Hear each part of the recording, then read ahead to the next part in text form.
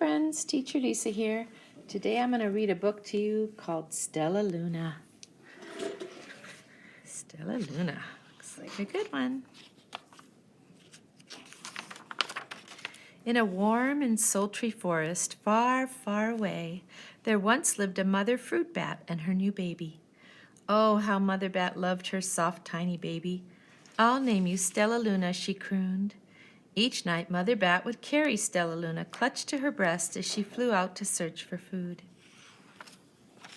One night, as Mother Bat followed the scent of ripe fruit, an owl spied her. On silent wings, the powerful bird swooped down upon the bats. Dodging and shrieking, Mother Bat tried to escape, but the owl struck again and again, knocking Stellaluna into the air.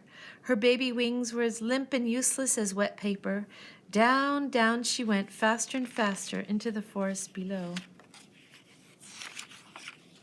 The dark, leafy tangle of branches caught Stellaluna as she fell. One twig was small enough for Stellaluna's tiny feet.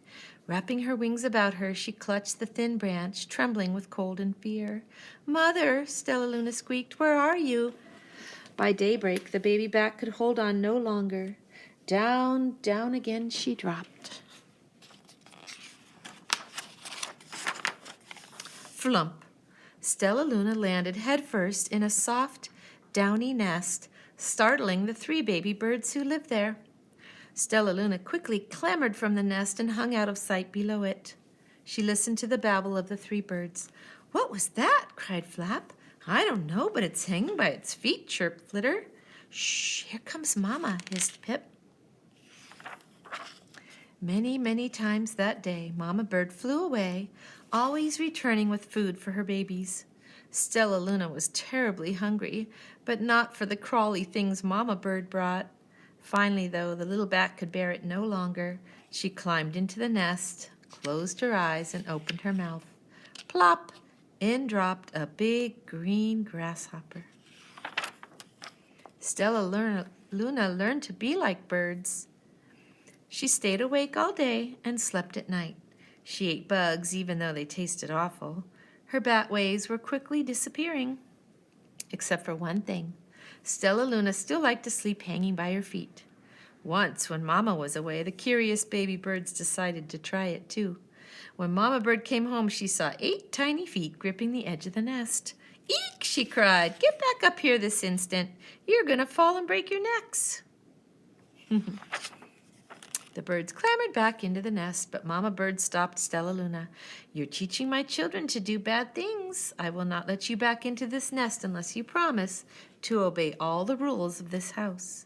Stellaluna promised. She ate bugs without making faces. She slept in the nest at night, and she didn't hang by her feet.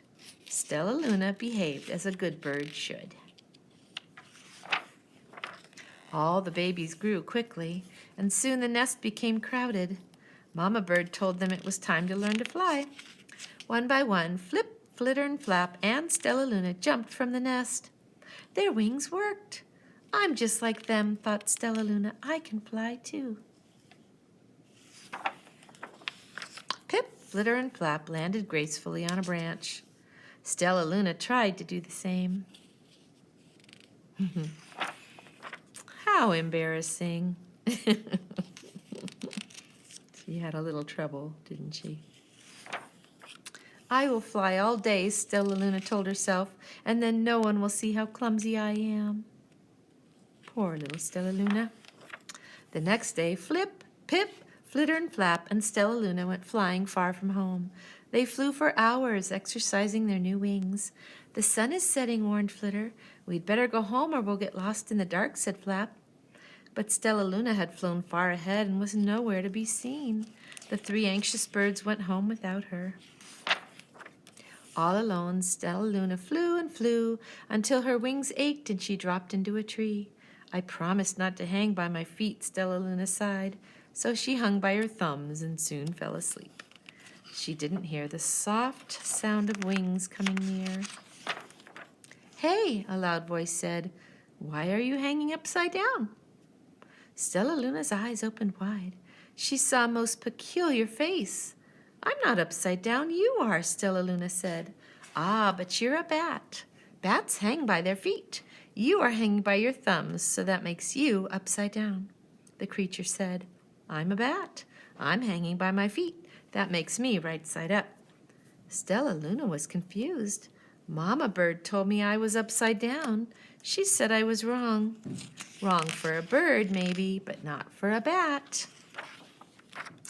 More bats gathered around to see the strange young bat who behaved like a bird. Stellaluna told them her story. You ate bugs, stuttered one. You slept at night, they all murmured. How very strange. Wait, let me look at this child. A bat pushed through the crowd. An owl attacked you? She asked, sniffing Stellaluna's fur. She whispered, You are Stellaluna. You are my baby. You escaped the owl? Cried Stellaluna. You survived? Yes, said Mother Bat as she wrapped her wings around Stellaluna. Come with me and I'll show you where to find the most delicious fruit. You'll never have to eat another bug as long as you live. But it's nighttime, Stellaluna squeaked. We can't fly in the dark or we will crash into trees. We're bats, said Mother Bat. We can see in darkness. Come with us. Stellaluna was afraid, but she let go of the tree and dropped into the deep blue sky. Stellaluna could see. She felt as though rays of light shone from her eyes. She was able to see everything in her path. Soon the bats found a mango tree, and Stellaluna ate as much of the fruit as she could hold. I'll never eat another bug as long as I live, she said, cheered Stellaluna as she stuffed herself full. I must tell Pip, Flitter, and Flap. The next day, Stellaluna went to visit the birds. Come with me and meet my bat family, said Stellaluna. Okay, let's go, agreed Pip. They hang by their feet and they fly at night and they eat the best food in the world, Stellaluna explained to the birds on the way. As the birds flew among the bats, Flap said, I feel upside down here. So the birds hung by their feet. Wait until dark, Stellaluna said excitedly. We'll fly at night. When night came, Stellaluna flew away. Pip, Flitter, and Flap leapt from the tree to follow her. I can't see a thing, yelled Pip. Neither can I, howled Flitter. Ah, shrieked Flap. They're gonna crash, gasped Stellaluna. I must rescue them. Stellaluna swooped about, grabbing her friends in the air. She lifted them to a tree, and the birds grasped a branch. Stellaluna hung from the limb above them. We're safe, said Stellaluna, and then she sighed. I wish you could see in the dark, too. We wish you could land on your feet, Flitter replied. Pip and Flap nodded. They perched in silence for a long time. How can we be so different and feel so much alike, mused Flitter. And how can we feel so different and be so much alike, wondered Pip.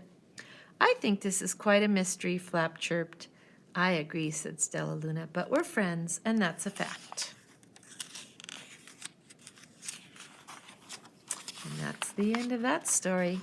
I hope you enjoyed it. Until next time, bye, friends.